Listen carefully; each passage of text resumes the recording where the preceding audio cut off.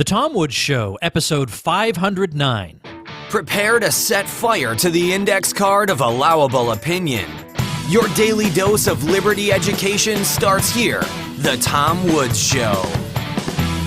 Don't let opportunity pass you by. The internet is handing you opportunities on a silver platter.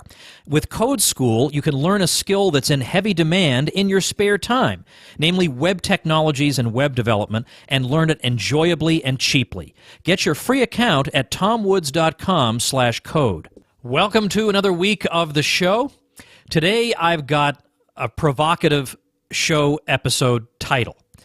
And normally my titles are very sledgehammer, you know exactly what you're going to get, but you must have looked at this title and thought, what is that jerk getting at here? What's he driving at with a title like this about whether Marx was right about anything? Is he going to say that Marx was maybe right about something? Well, I'm going to shock you today with the initial thesis being advanced here. And what I'm really doing is I want to work you through one of the articles that really shocked me when I first read it when I was a young whippersnapper in this movement. And it's an article called Marxist and Austrian Class Analysis by our old friend Hans Hermann Hoppe. It appears in his book, The Economics and Ethics of Private Property, but you can also find it in the Journal of Libertarian Studies, and I will link to both on the show notes page, of course, tomwoods.com/509. But what a startling thesis he's got in this article, and I'm going to read you paragraph number 1 and to draw you in. And then I'm going to lay out for you the main propositions of the Marxist belief system. And I'm sure you more or less know most of them, but I want you, as I'm reading them, to think over how there might be a kernel of truth in there, even though it's totally deformed and distorted by Marx. That, in other words, maybe there is exploitation in the world, but he's simply misplaced the locus of it.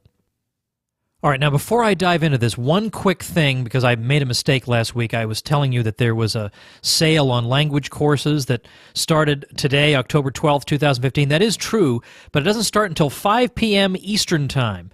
And when 5 p.m. Eastern Time hits, the next 1,000 courses they sell will be 60% off. This is Rocket Languages, which I promoted on the show a number of times, and they're very good. I've had great feedback from people who've used them, and I've checked them out myself, and I like what they have to offer, but it's just a thing for the next 1,000 courses starting at 5 p.m. Eastern. So if you want to check that out, it's at tomwoods.com/rocket, and hurry up and get over there before your customer 1001 for the day or for the next day. I mean, I'm sure it'll still be going on Tuesday the 13th. It's worth checking out, but 60% off. It's already fairly inexpensive, but 60% off is just ridiculous. So check that out at tomwoods.com/rocket. So here's how Hans begins his paper. He says, I want to do the following in this paper. First, to present the theses that constitute the hard core of the Marxist theory of history. I claim that all of them are essentially correct. Then I will show how these true theses are derived in Marxism from a false starting point. Finally, I will demonstrate how Austrianism in the Mises-Rothbard tradition can give a correct but categorically different explanation of their validity. All right, so as you can see, this just made my head explode when I read this, and so I want my listeners to have a similar sort of experience, to be exposed to something that maybe they didn't expect, maybe they didn't see coming, but afterward they'll say, well, I'm glad I thought these thoughts. I'm glad I entertained this because I think there's something to it and I understand things better now that I've looked at it. So here we go. I'm going to read for you now from Hans. I'm going to read his distillation of the 5, what he considers to be the 5 basic, hardcore, rock bottom, absolutely essential beliefs of Marxism. So the first one is, the history of mankind is the history of class struggles. And so now here are Hans's words. And now again, try and think of how he might be able to apply this in a way that does make sense, in a way that is valid.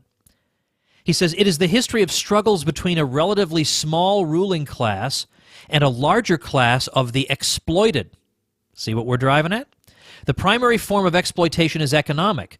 The ruling class expropriates part of the productive output of the exploited, or as Marxists say, it appropriates a social surplus product and uses it for its own consumptive purposes. That's the first one. The second one is as follows. This is again Hans's words. The ruling class is unified by its common interest in upholding its exploitative position and maximizing its exploitatively appropriated surplus product. It never deliberately gives up power or exploitation income. Instead, any loss in power or income must be wrestled away from it through struggles whose outcome ultimately depends on the class consciousness of the exploited, i.e., on whether or not and to what extent the exploited are aware of their own status and are consciously united with other class members in common opposition to exploitation. Now again, do you think you see where this is going from an Austrian or Rothbardian point of view? Third, class rule manifests itself primarily in specific arrangements regarding the assignment of property rights, or, in Marxist terminology, in specific relations of production. In order to protect these arrangements or production relations, the ruling class forms and is in command of the state as the apparatus of compulsion and coercion. The state enforces and helps reproduce a given class structure through the administration of a system of class justice, and it assists in the creation and the support of an ideological superstructure designed to lend legitimacy to the existence of class rule. Number 4. Internally, the process of competition within the ruling class generates a tendency toward increasing concentration and centralization. A multipolar system of exploitation is gradually supplanted by an oligarchic or monopolistic one. Fewer and fewer exploitation centers remain in operation, and those that do are increasingly integrated into a hierarchical order. And externally, e.g. within the international system, this internal centralization will, the more intensively, the more advanced it is, lead to imperialist interstate wars and the territorial expansion of exploitative rule. And then finally, number 5. Finally, with the centralization and expansion of exploitative rule gradually approaching its ultimate limit of world domination, class rule will increasingly become incompatible with the further development and improvement of productive forces. Economic stagnation and crises become more and more characteristic and create the objective conditions for the emergence of a revolutionary class consciousness of the exploited. The situation becomes ripe for the establishment of a classless society, the withering away of the state, the replacement of government of men over men by the administration of things. Those are both Marxian phrases. And finally, or as a result, unheard of economic prosperity. And then Hans concludes by saying, all of these theses are perfectly justifiable, as I will show. Unfortunately, however, it is Marxism, which subscribes to all of them, that has done more than any other ideological system to discredit their validity by deriving them from a patently absurd theory of exploitation. All right, so what I want to do is now go back through these 5 and look at them through libertarian eyes, without Marxian preconceptions. And we'll see how we can actually find truths here. But as it turns out, these are truths that libertarians already got before Marx came along. Certainly there was a tradition of libertarian class analysis long before there was Marxian class analysis. And I'm going to link at tomwoods.com/509 to a great article. If I remember it correctly, there's an article by Leonard Liggio on this, and or an article by Ralph Rako on this, on Austrian class analysis, or I should say libertarian class analysis, where they say there are classes in society. And this is like in the 18th century. You have thinkers saying there are classes in society, but the classes are the ruling class and everybody else. People who live off the productive energies of the rest of society and the rest of society. Those are the classes. And there is exploitation going on by the state against everybody else. That was the class analysis that we already had. So there was class analysis going on. So it's not that if you think about classes, you're automatically a Marxist. Or if you're thinking about classes, you're automatically wrong. That's not so. There are classes in society that can be identified. We can use analysis to identify them and understand the world better through that lens, saying that yes, there is a group of people that's exploiting another group of people, But Marx has it all wrong as to who the different groups are. So first, what is Marx's theory of exploitation? Well, we've talked about this a little bit actually in previous episodes that I will link to at tomwoods.com/509. But when he's talking about older societies that were based on slavery or that were based on feudalism, it's pretty easy to see where exploitation exists, where the productive energies of some people and the fruits of their labor are being coercively expropriated by somebody else. We can see that clearly in the case of slavery and feudalism. Well, then we get up to capitalism. And Marx will talk about crony capitalism, basically. He'll talk about what is not a clean capitalism, we'll say, where the original appropriation of unowned goods took place under conditions of conquest or theft or plunder and so on and so forth. And he'll say that this is obviously unjust.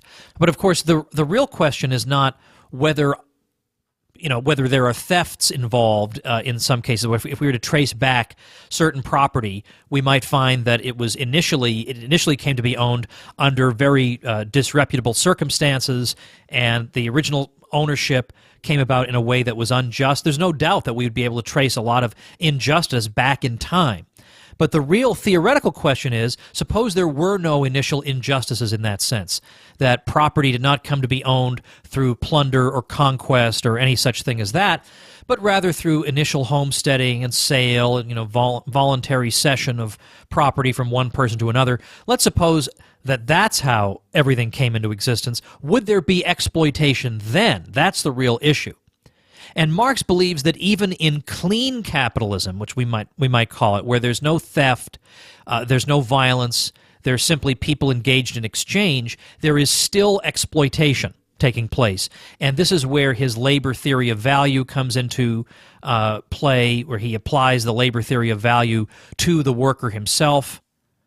Now, to make a long story extremely short, and possibly at the price of maybe slightly fudging here a bit, but the basic gist of it is that the worker will be paid an amount that is less than the amount that the consumer goods that he produces are worth. Meanwhile, the capitalist, who in this way of thinking does nothing, he's just a parasite, maybe he keeps some books, but otherwise he really just doesn't do anything, he's just sitting there, the capitalist gets this extra value and appropriates it for himself, and this is exploitation. Now, there are a variety of ways of handling this. George Reisman has his own way of handling this objection. If you Google George Reisman and exploitation theory, he's got a discussion of this. The classical Austrian analysis of it is that, of course, the laborer, if he wants to, could produce consumer goods on his own and sell them to the public and get the so-called full value of his labor. But most people wouldn't want to do that, and the reason is that they're actually gaining a benefit by being in the wage relation. And the benefit is this, that I produce the goods, and maybe they don't sell for a year, or maybe what I'm producing are goods that go into the production of other goods that go into the production of other goods. Maybe it takes a long, long time for what I'm doing to ever be sold for anything. But meanwhile, I get my paycheck at the end of the week. So I am producing basically future goods. And what I'm getting in exchange are present goods, money in the immediate run. I get immediate money. And so anybody is willing to pay a premium for that. And conversely, it's the same reason that a trunk with $1,000 in it and a trunk with $1,000 in it that can be opened only a year from now are not going to sell for the same price, obviously. Because we put a premium on the one we can open right now. So that one would be more expensive to us. The other one that we have to wait for would be less expensive because there's this dimension of time and because we don't want to wait for things.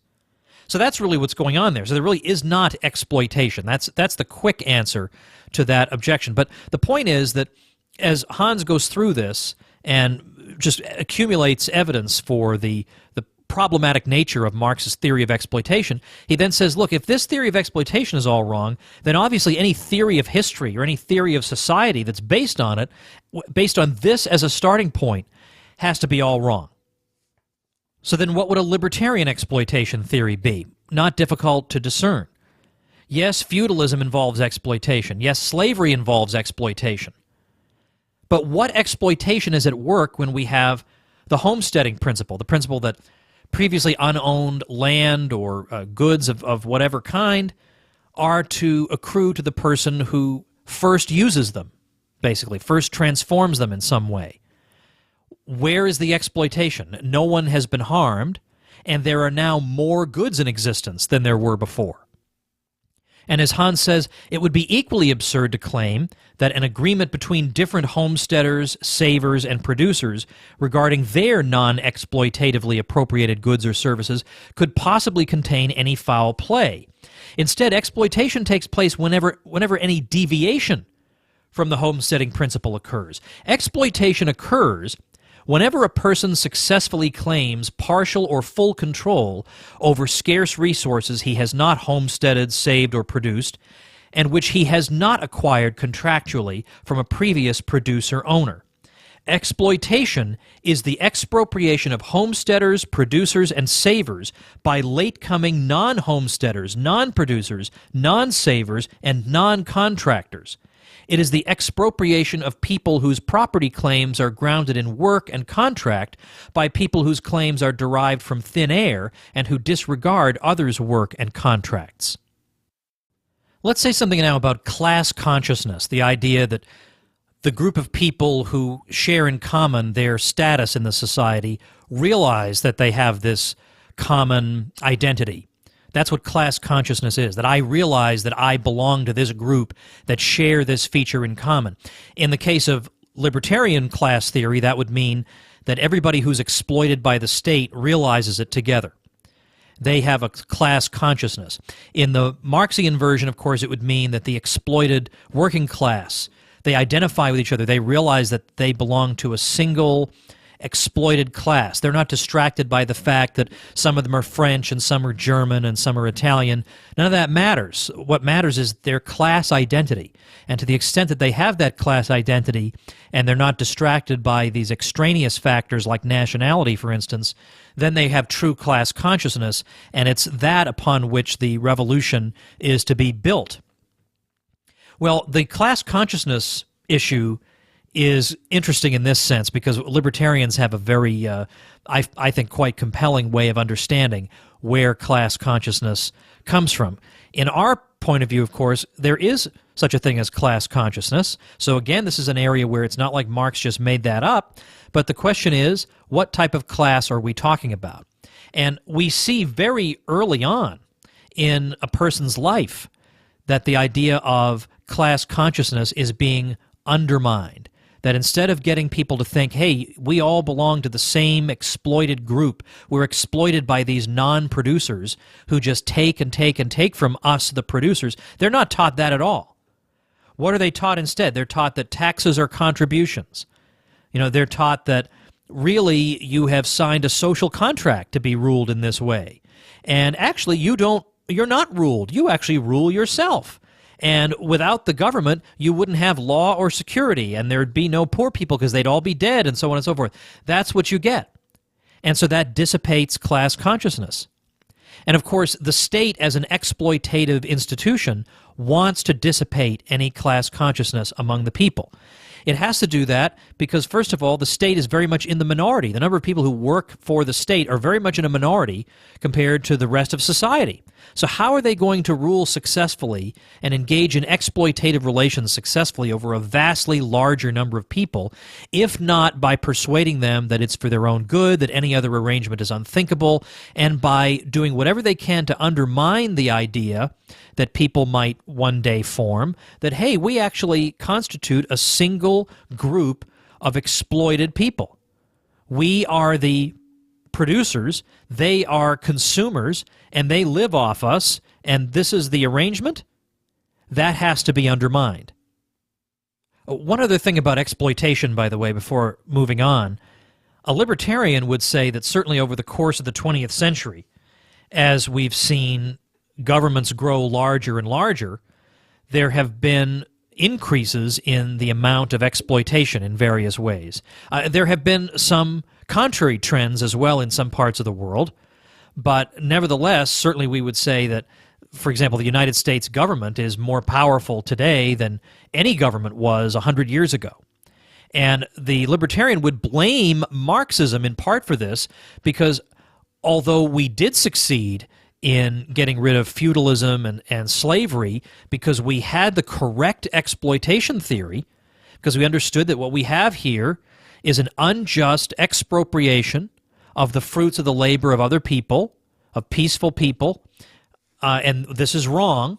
We were able to destroy those exploitative bonds that bound those people and that were at the root of those societies. But then we took our eye off the ball because we were told that exploitation was what occurs between capitalists and wage earners, instead of correctly maintaining the idea that exploitation pits homesteaders, producers, savers, and contractors versus non-homesteaders, non-producers, non-savers, non-contractors. That's where you need to keep your eye to make sure that exploitation is kept at an absolute minimum. Now, also at the beginning, I talked about class rule, that you have the ruling class, according to the Marxists, and they make sure that the laws reflect their status and protect their privilege. So whatever the ruling class, whatever will benefit the ruling class, whatever legal arrangements, whatever property rights arrangements, those will be enshrined in law, and everybody will basically be brainwashed into thinking that that is absolute justice. It's not just class justice. This is absolute justice for everybody, and that's the way things have to be. Well, we can understand this in a libertarian sense, too. The state establishes class justice for itself, because in its very constitutions, it establishes that it may live in non-contractual ways. It may live in non-homesteading, non-producer ways, that it may live in a way that expropriates others. It may live in an exploitative way at the expense of the rest of society. It enshrines this in law, that it may do things that other people would go to jail for doing. Well, from a libertarian point of view, there's your class justice right there. It's not in the capitalists supposedly getting hold of the government and imposing property rights on everybody. The problem with the government is that it lives by violating property rights. It could not survive without violating property rights. So the problem with the government is not that it upholds property, but that, to the contrary, it does have a system of class justice, just not in the sense that Marxists would say, in the sense that the state itself can behave in ways that no one else is allowed to. All right, now let's talk about point number 4, the process of competition within the ruling class generating a tendency toward increasing concentration and centralization. Well, yeah, if we think of the ruling class as being states, then there has been a tendency toward increasing concentration and centralization. We've seen larger and larger and fewer states. Now, there has been a reversal of this to some degree, but certainly not nearly what it was 500 years ago. The trend is still very much towards centralization, and we see this in many, many forms. The bottom line is there is a significantly smaller number of states now that have exploitative control over much larger territories than in previous centuries. That's where the relevant concentration is taking place. War and military domination are, of course, at the very heart of how this process takes place. And a lot of Marxists will say, well, that's just because capitalism is imperialistic. But it's not capitalism that's imperialistic. It's the state. It's state behavior that we should be talking about. It's the state that wages these wars. And the Marxist will say, but look, the most capitalist countries are the ones that have been the most militarily aggressive. But as Hans points out, a state, since it doesn't produce anything, needs to be able to draw on the resources of a productive society if it's going to wage war. And so it turns out that the countries that are the most capitalist, that have the fewest restrictions on economic freedom, are the ones that are going to do the best, that are going to have the most wealth, and therefore they'll have the most wealth for their states to draw on in their military adventures. So it's not that capitalism is imperialistic. It's that capitalism creates the physical wherewithal for these governments to do what they would like to do, namely to expand and they can use military power to do so thanks to the wealth created by capitalism.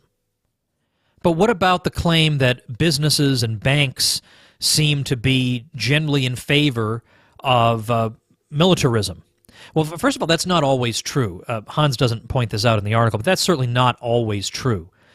In a lot of cases, business firms have been against military adventurism because what business primarily wants is stability. And war leads to instability and a tremendous amount of unpredictability.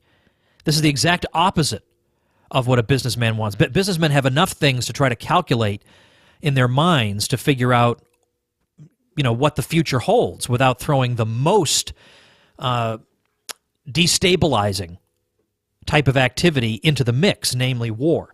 So there is that. But let's point out this passage from Hans. He says, this support does not occur because the expansion of capitalist markets requires exploitation, but because the expansion of state-protected and privileged business requires that such protection be extended also to foreign countries, and that foreign competitors be hampered through non-contractual and non-productive property acquisitions in the same way or more so than internal competition. Specifically, the establishment supports imperialism if this support promises to lead to a position of military domination of one's own allied state over another. For then, from a position of military strength, it becomes possible to establish a system of what one may call monetary imperialism. The dominating state will use its superior power to enforce a policy of internationally coordinated inflation. Its own central bank sets the pace in the process of counterfeiting, and the central banks of the dominated states are ordered to use its currency as their own reserves and inflate on top of them. Thus, along with the dominating state, and as the earliest receivers of the counterfeit reserve currency, its associated banking and business establishment can engage in an almost costless expropriation of foreign property owners and income producers. A double layer of exploitation of a foreign state and a foreign elite on top of a national state and elite is imposed on the exploited class in the dominated territories, causing prolonged economic dependency on and relative economic stagnation in comparison with the dominant nation. It is this very uncapitalist situation that characterizes the status of the United States and the U.S. dollar, and that gives rise to the correct accusations concerning U.S. economic exploitation and dollar imperialism. But then Hans goes on to address point number 5, which is that the centralization and expansion of exploitative rule gradually approach their ultimate limit, and class rule will become intolerable, and eventually people will rise up and change things. Well, Hans says that, if this process were to continue, what you would indeed have is less exploitative, more liberal states coming to dominate ones that are more exploitative, because they would win out in wars, because the more capitalist countries would be wealthier, so they would win out in the wars. And here's how Hans analyzes how this would all turn out. He says, in the competition of exploitative firms, i.e. of states, less exploitative or more liberal ones, liberal in, of course, the classical sense, tend to outcompete more exploitative ones because they are in command of more ample resources. The process of imperialism initially has a relatively liberating effect on societies coming under its control. A relatively more capitalist social model is exported to relatively less capitalist, more exploitative societies. The development of productive forces is stimulated. Economic integration is furthered, division of labor extended, and a genuine world market established. Population figures go up in response, and expectations about the economic future rise to unprecedented heights.